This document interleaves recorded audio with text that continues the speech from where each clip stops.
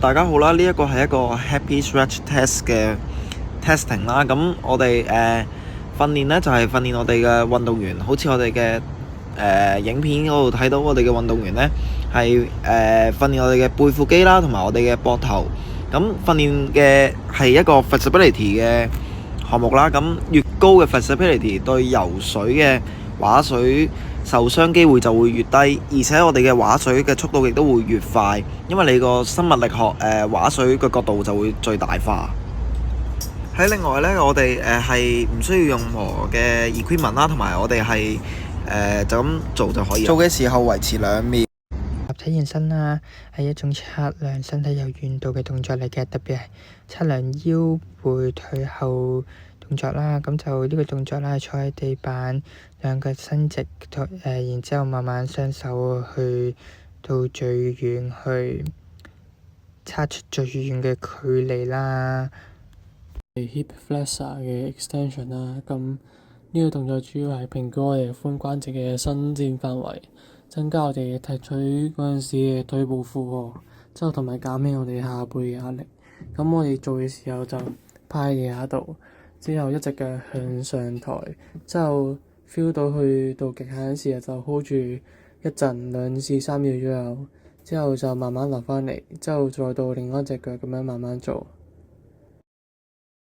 以上動作啦係掌上壓 push up 啦，係一種徒手訓練動作啦，主要訓練胸肌、膊頭、手臂同埋核心嘅，係一個非常全面又方便嘅上肢訓練啦。咁呢個訓練啦唔需要器材嘅，咁隨時隨地都可以做噶啦。咁就對提升上肢肌肉力量非常之有用嘅。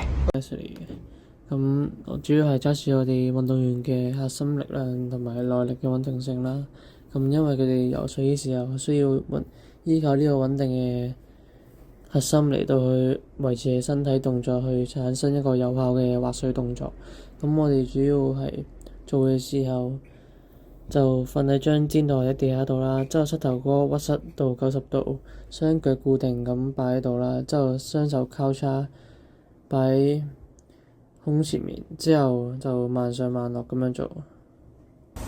好，大家好，呢一個係一個 neck press test 嘅test 啦。咁我哋主要訓練呢，就係我哋嘅運動員係啦，我哋可以睇到我哋嘅運動員呢，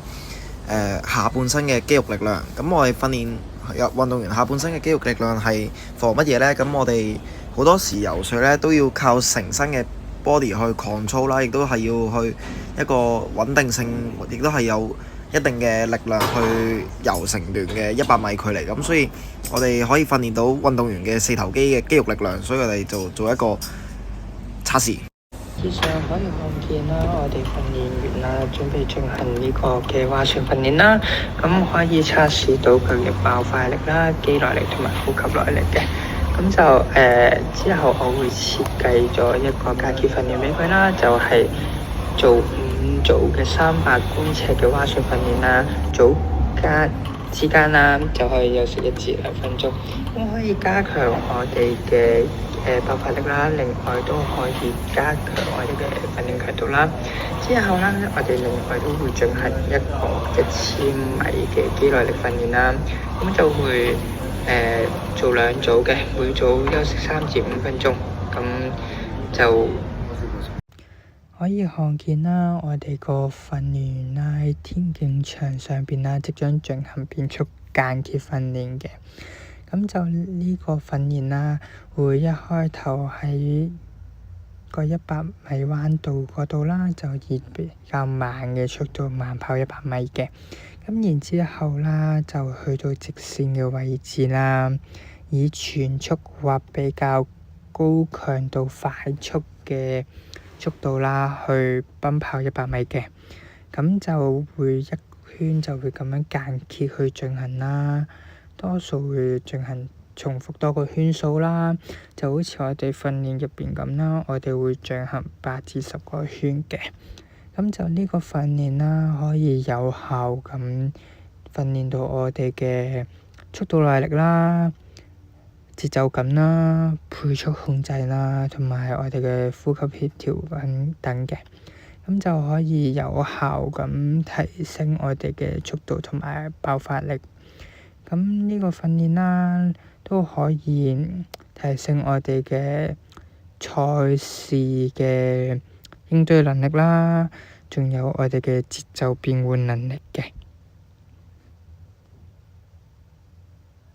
呢個動作啦係硬舉 deadlift 啦，係一種全身性嘅重量訓練動作啦，主要針對我哋嘅下肢、核心、背部肌群，可以提升我哋嘅力量同埋爆發力嘅。另外都可以預防我哋嘅傷害添。咁就呢個動作啦，會訓練到我哋股四頭腿後肌、腿大肌同埋下背嘅，可以令我哋更加有力度啦，同埋更加有爆發力去增強我哋運動表現嘅。個平衡時鐘嘅測試，咁佢主要咧就係喺陸地嗰度做一個協調嘅測試啦。咁去做呢一個測試嘅時候咧，就係模擬翻喺個游水踢腿嘅情況。咁我哋做呢一個動作，就係訓練我哋運動員嘅協調同埋運動員嘅下肢嘅平衡，所以我哋就設計咗呢一個測試出嚟啦。好多時手腳唔協調或者係個浮力唔夠咧，係有機會令到個運動員沉嘅，所以